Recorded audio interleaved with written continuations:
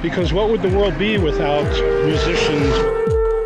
If you acknowledge the humanity and the good intentions of both sides. Back when we used to have to hunt bison with spears.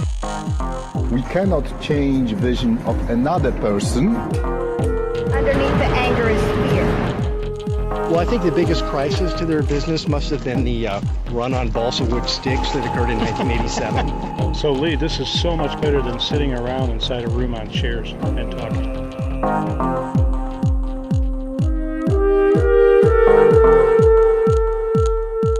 Welcome to GliderCell, a mashup of thoughts, ideas, projects, plans, and music, all of which explore the space between.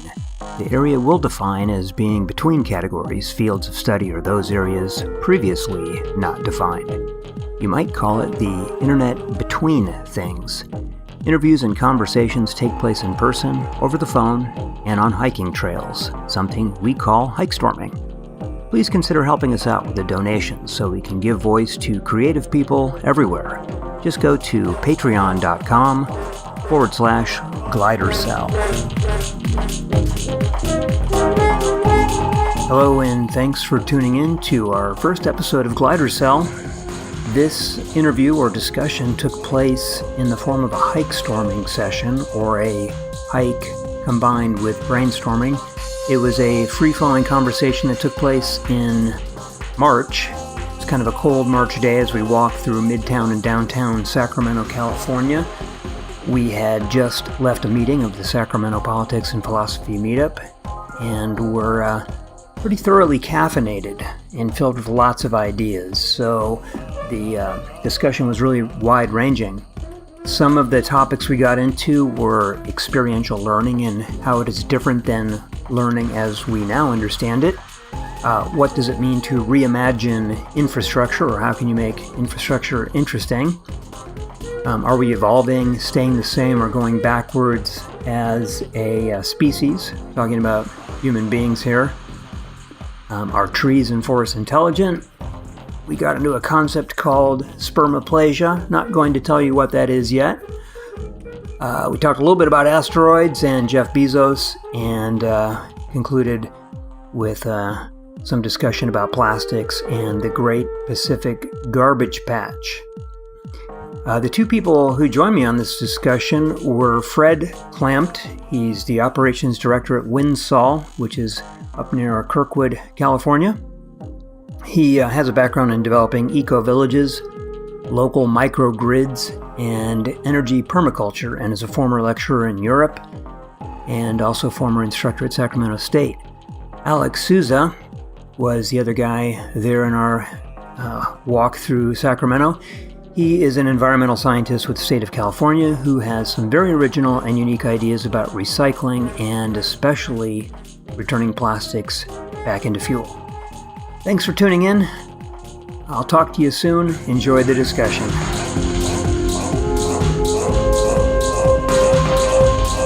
All right, I'm here with Fred, and you have to help me with the last name. Clamped. K-L-E-M-P-T? K-L-A-M-M-T. Yep. Okay, so only like 5 letters off. Where we're doing an urban hike storming session right now, and my question to Fred is, we'll make this broad.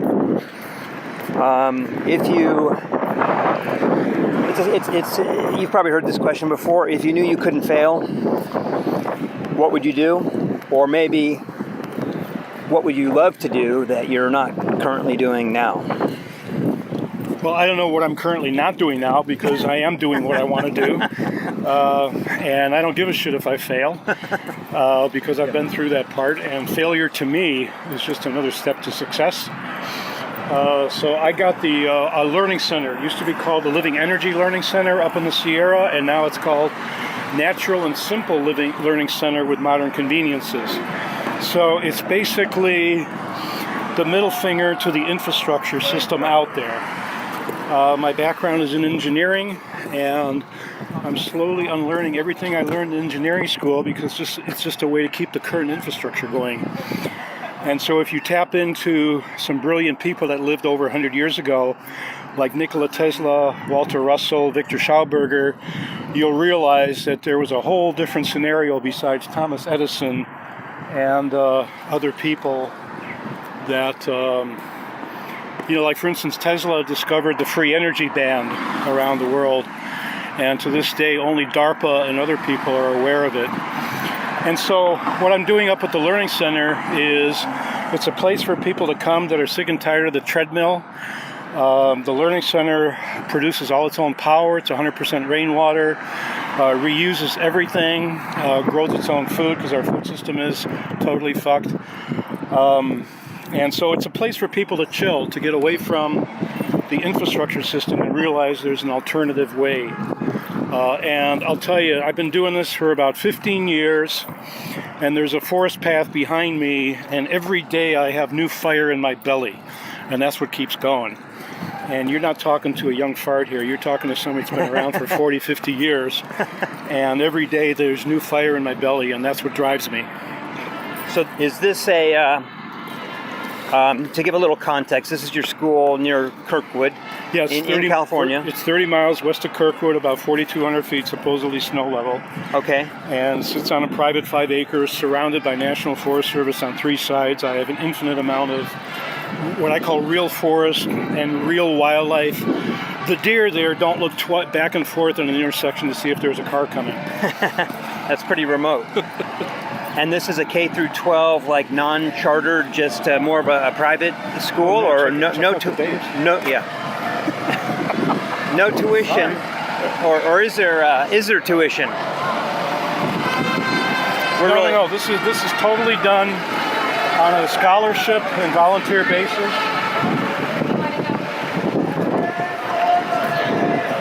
And we're getting it. We're opening it up at the end of May this year. We're going to have our first workshop. Oh, and I forgot to mention, it's totally experiential learning. It's very cool background music. Very nice.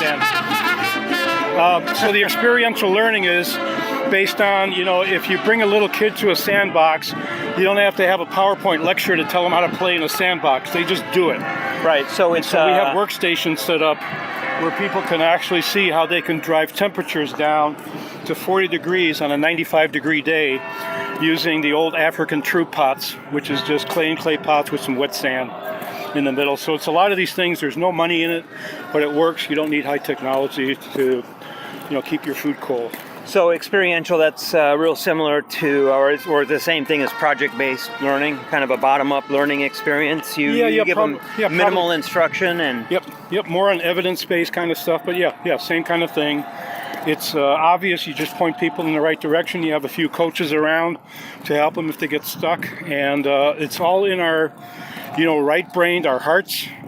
Even 15-year-old kids, as one of the Buddhist teachers says, they're actually 1 million years old. We're all children of Gaia. We're all children of the world. All the stuff is naturally programmed in us. It's our educational system that takes it from us. Well, yeah, I remember reading that New York Times article about the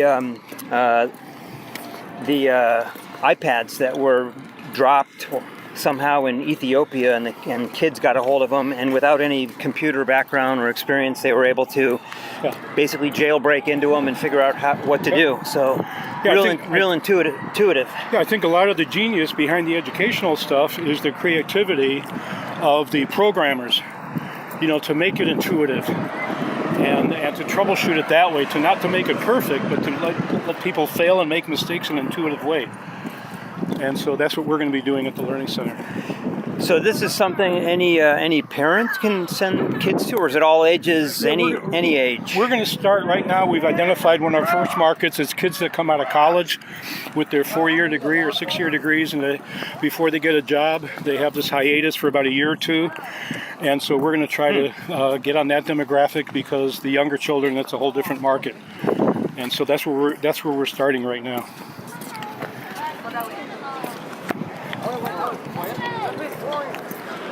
So this is also based on, the property that I have up there, Winsole 3. It's my home. I always say it's no-cost living.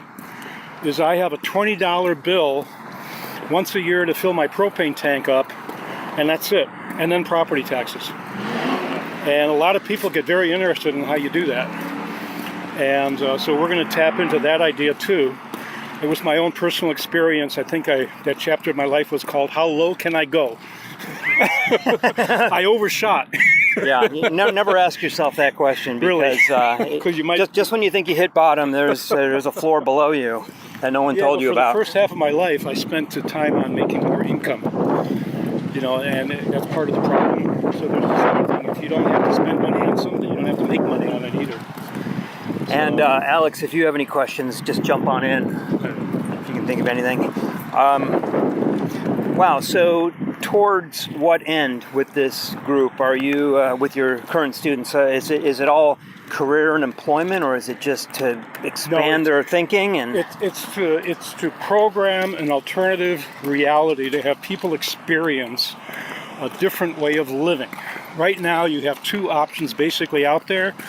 You can go with the steel and glass, high-powered master of the universe, or you can go with the hippies that live off the land. And I've experienced both, and I like to be somewhere in the middle.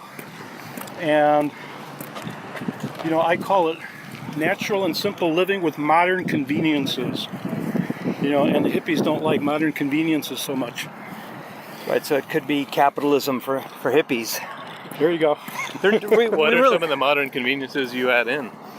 Well, when my son was up there, he had to get his Xbox stuff on there. So there's a big screen TV with an Xbox on it. I have refrigeration. It took me a while to get to that point, but pretty sophisticated energy systems, 3 stages of lighting based on different voltage runs in there. The whole thing was designed from the ground up. So that's kind of something a lot of people can't do from a retrofit standpoint. But like right now, up there, the outside temperature is probably going to be around 35 degrees, and the curtains are open right now, and 2 stories of window. It's probably 85 degrees inside. The house heats and cools itself. Computer modeled, it was designed properly. I call it passive dynamic. It's not very sexy when you design it that way, and you don't have to spend a lot of money on utility bills to heat and cool when the house does it itself. It's not rocket science. Well, no, it's a different kind of science. Yeah, it's almost architecture in reverse. I don't think you're allowed to do rocket science up Evolutionary in that design. part of the country. Yeah, really. Or in the woods. We're only allowed to do stuff that makes a shitload of money and profit. Right. Although I think we're probably going to see a lot more entrepreneur rocket scientists, now that SpaceX has paved the way for that. Yeah. And there may be more entrepreneurial private people doing what used to be governmental tasks. Yeah. Well, there's this whole word called appropriate technology. As a matter of fact, my engineering company was called AppTech Inc., and it was based on Jerry Brown, Governor Moonbeam in his first generation. He had an Office of Appropriate Technology, OAT, back in the 70s. And here we are 40 years later, and we still have no definition of what appropriate technology is. Well, appropriate can mean a lot of things, too. It sure can. So for me, one of the things about appropriate is you don't use electricity to heat or cool anything, and I can talk hours on that. That gets back into engineering stuff. But there's no need for it. It's also very, very inefficient. Well, here's a big one on our current infrastructure system. These cars that are rolling by. Yeah. They get their gas from I don't know how many thousands of miles away, thousands of feet deep. And for every 100,000 BTUs of fuel that come out of the ground, in order to make these wheels go forward, there's about a 5% efficiency. So we're pissing away 95% of the energy just getting it to the rubber on the road. And then the other thing is when you plug something into your electrical duplex, same thing. On the generating side, whether it's a hydro plant, well, a hydro plant is a little more efficient, but most power plants we have, it's only 5 to 7% that you get out of the plug of the energy that goes in to make it. That is insane. If you were a student and your professor asked you a design question like that and you gave him the answer, I guarantee you would flunk. And here we have billions of people using this crazy system. So that's part of what the Learning Center does. It shows you an alternative way of doing stuff. Yeah, I think some of that psychology, too, that we get easily addicted or maybe overly comfortable with systems and designs that we have. And it's just hard for us psychologically to make the break. And so we don't teach any of that in school, but I think some of the generation coming up, they're going to be a lot more adaptive because their app or their program, whatever they're using, gets replaced every few months, and so they're going to be used to change. And a lot of it's groupthink. For 4,000 years we thought the Earth was flat. It's only the last 400 years. Yeah. And about a week or two ago, I heard some NBA guy actually swear that the Earth was still flat. Yeah, I met somebody like that too. And I don't talk to him anymore. But I love what Bill McDonald once said, that it only took us 500,000 years to invent the wheel, and then it took us another 500 years to put wheels on our luggage. How smart are we? Well, do we progress? Are there more humans involved in progression, or more that are sort of bringing us backwards? Well, we like the status quo. Once we achieve whatever it is, we like to keep it. Well, we talked about that in this last discussion, that we just assumed that the life on Earth is all about evolution and progress, but not necessarily so. I think you have to actively pursue it. It's almost a political thing. Like, we have to actively decide we want to make things better, and some people have no real desire. And one of the things, I have a hard time translating this when I'm in the middle of the asphalt jungle here, but I personally find a lot of my answers in just walking in the deep forest or walking on an ocean beach. For me, the stimulation of nature, just in its purest, remotest forms, that to me inspires me. I am fascinated with trees. They never pack their luggage, they never go through TSA, and they're perfectly happy. You can plant them in the middle of a city, and they bloom, and nature is just amazing. And that's a lot of stuff that inspires me. So, yeah, it sounds like you're involved in a lot of different areas. How do you keep your focus? The passion, I listen to the passion in my belly, in the stomach. And I'm at the point in my life right now where I really don't have a whole lot left to prove. I do it because I love it, because I enjoy it. And so if I don't have the passion, if something goes askew, I go back into whatever mindful meditation or a deep forest walk to just reconnect. And so far, that has not happened in the last 10 years. I think there's something to that, and I don't want to sound too spiritual about it, but if you look at these, someone was telling me the other day about these networks that exist within the forest.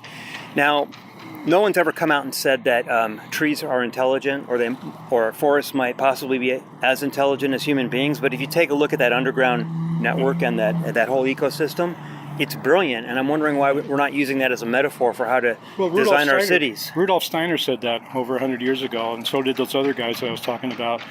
Walter Russell, a modern-day Leonardo, according to Walter Cronkite, Victor Schauberger. And right now, if you talk about Rudolf Steiner and the Waldorf schools, people might look at you funny.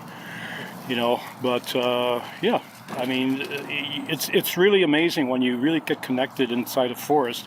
You can see the patriarchs, the matriarchs. You can see how they communicate.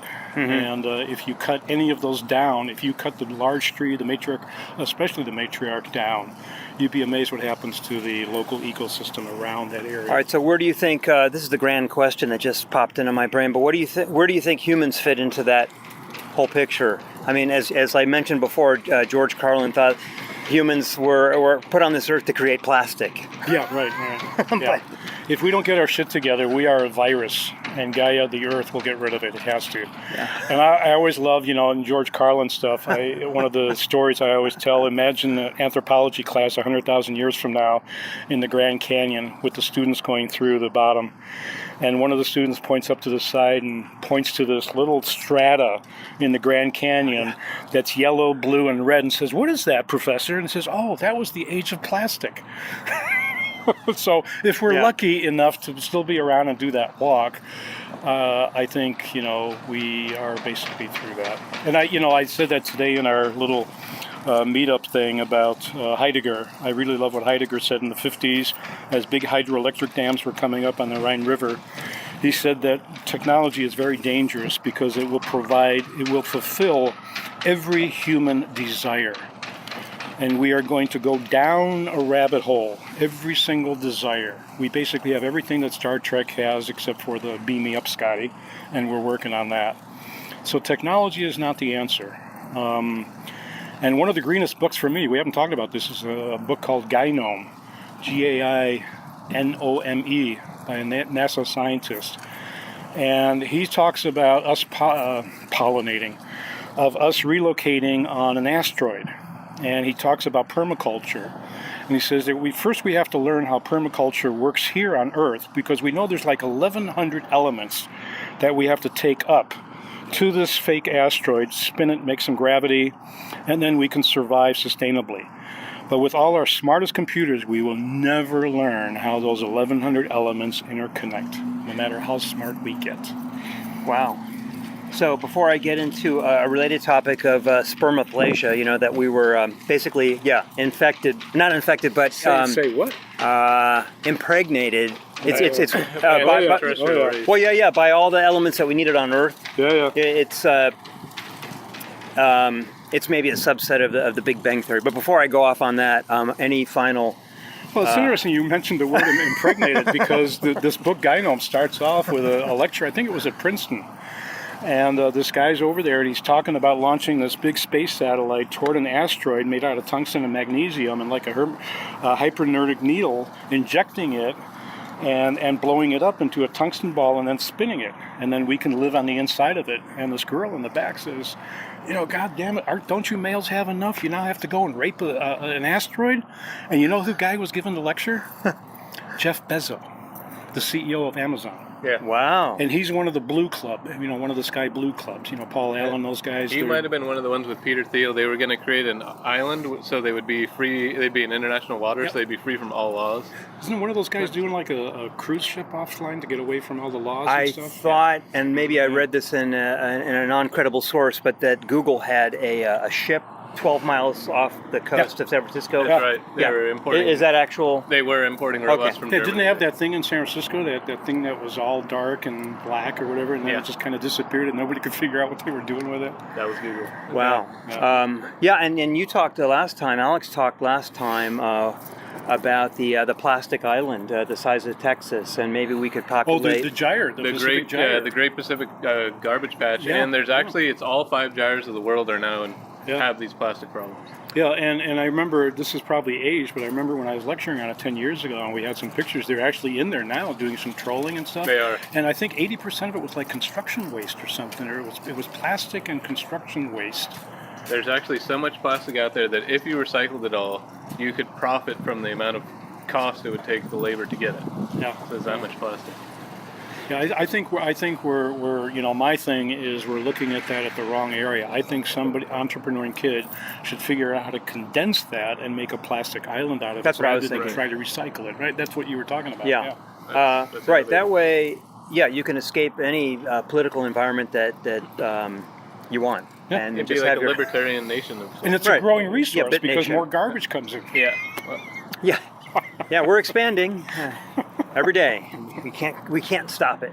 Really. And if sea levels are rising, we may need more land in that form anyway. So. Yeah. Well, the Dutch actually have those islands. All they have to do is cut the rope. And I have some professors, friends over in Holland, and I was asking them, guys, if I was living in Holland with all the dark blue skies, I'd be cutting that rope now and heading south. Yeah. I wouldn't wait for the water level to rise.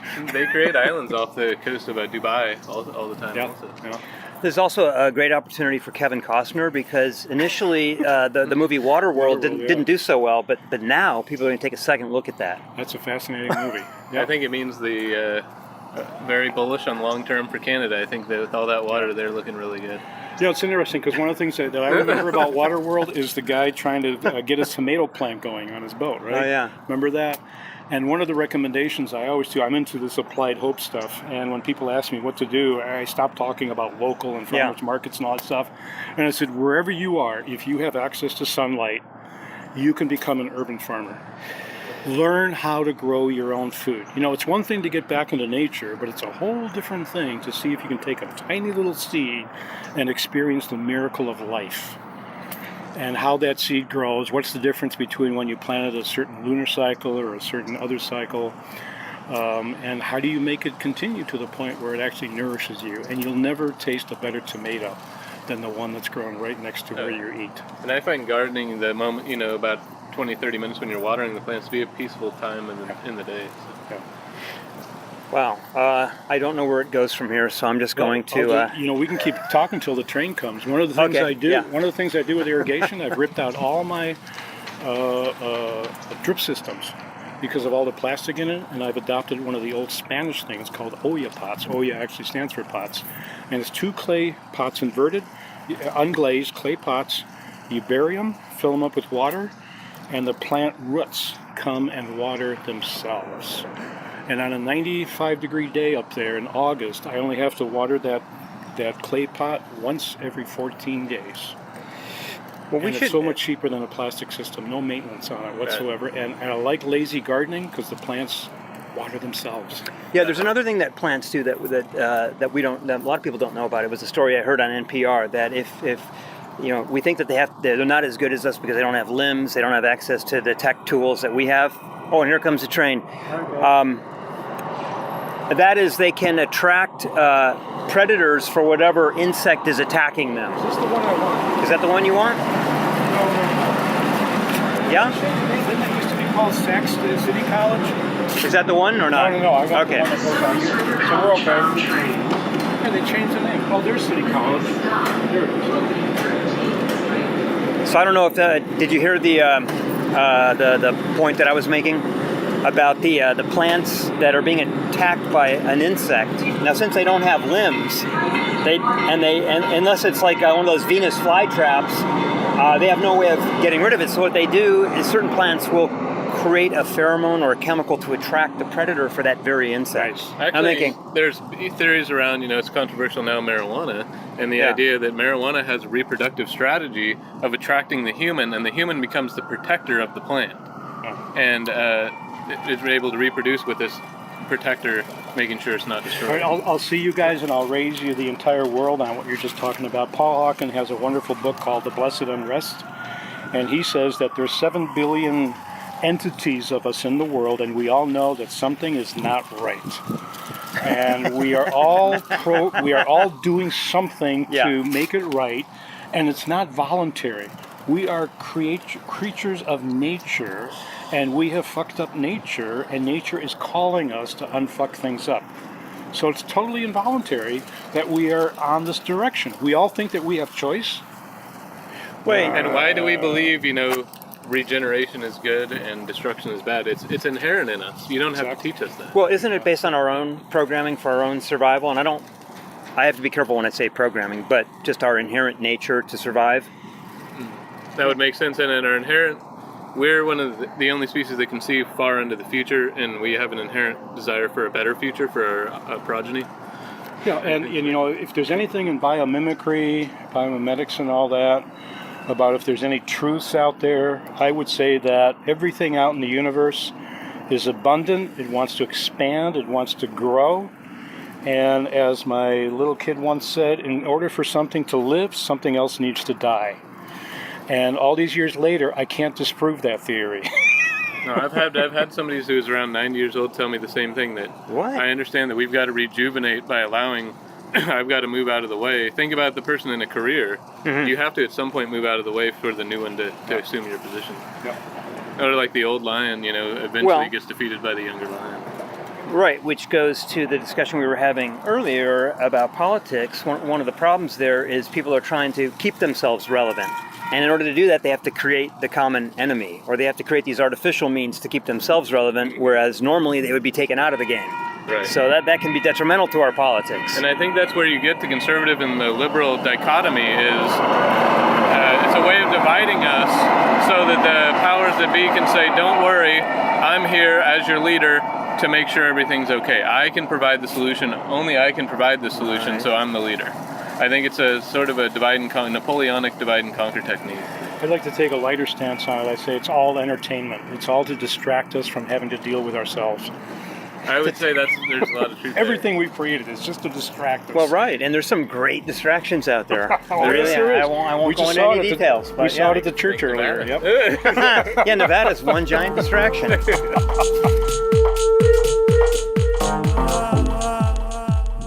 There are a number of people that I would like to thank, and let's start with the Sacramento Politics and Philosophy Meetup for hosting the hike storming meetup through the meetup site, and for introducing us to a lot of very interesting, thoughtful people, many of whom you'll hear on future podcasts, I hope.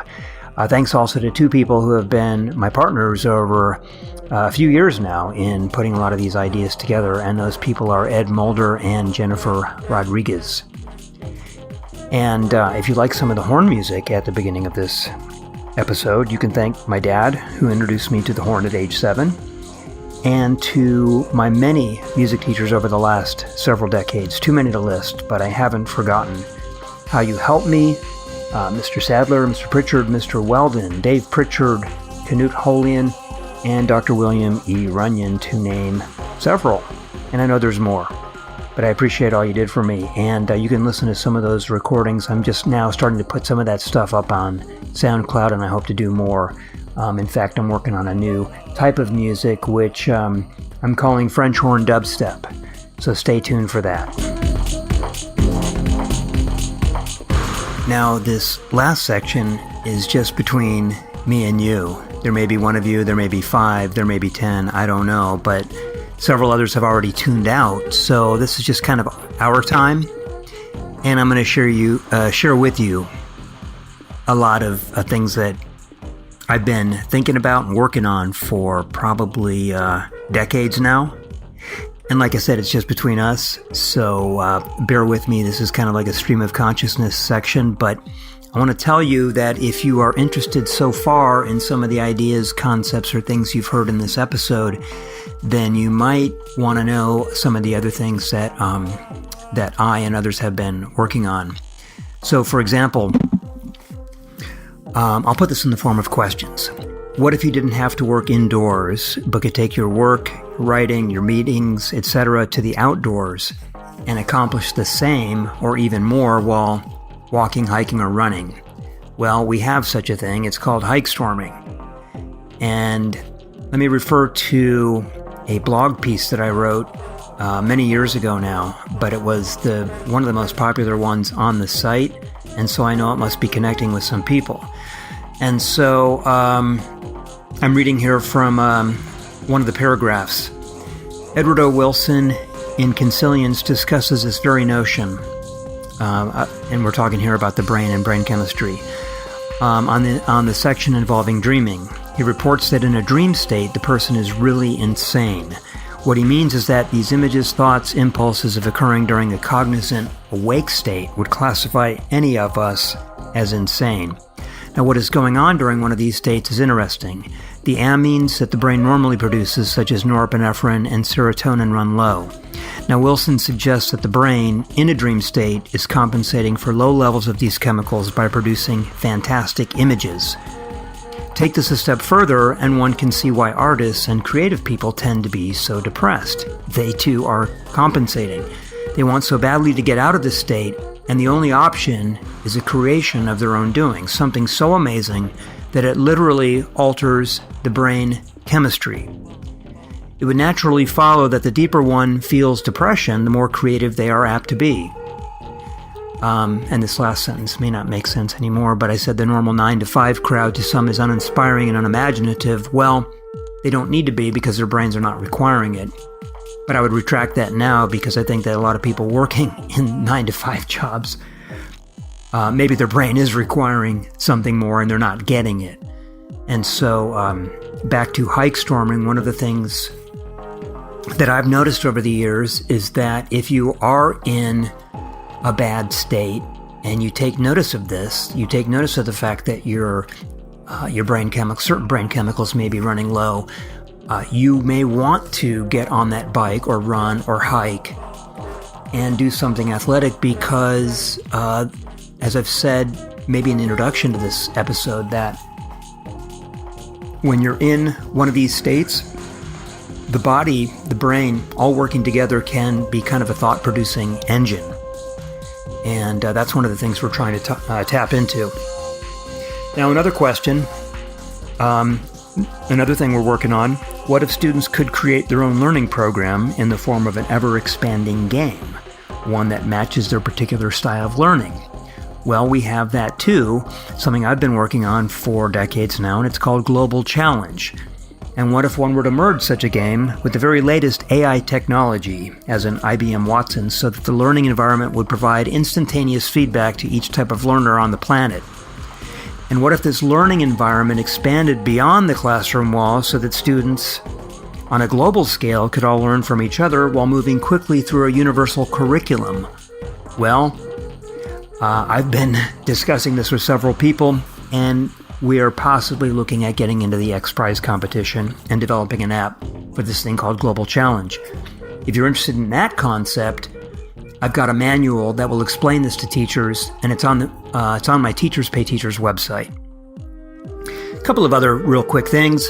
If you like weird or unusual thoughts, perhaps dry humor that you can use for writing or discussion prompts, check out Zoij on Twitter. You can also check out some of these writing prompts on my Teachers Pay Teachers page, where many of these ideas are actually packaged into usable curriculum and activity guides. And there's one there that's about 22 pages. It's filled with STEM activities that I think you're going to like. Also, I want to quickly mention that I'm recruiting for help, administrative and otherwise, for upcoming work in these areas. And if you're still listening, and I hope you are, and I hope I'm connecting with some people right now, I really want you to contact me, lchazen@gmail.com. We're not alone in this. I think there's a lot of us out there, introverted or otherwise. You're creative, or you can relate to creative people, or you feel that you want to do something more and get to something a little bit more or a lot more meaningful. And you're not seeing these solutions in everyday life and in everyday work. And I'm really trying to attract folks like this, who can't be defined, who are not easily categorized, but you want to do something and you want to get to that core of who you are, because when you do, everything just goes so much better. Trust me. Okay, that's it for our show. Thank you for tuning in, and I look forward to talking with you soon. Because what would the world be without musicians? If you acknowledge the humanity and the good intentions of both sides. Back when we used to have to hunt bison with spears. We cannot change vision of another person. Underneath the anger is fear.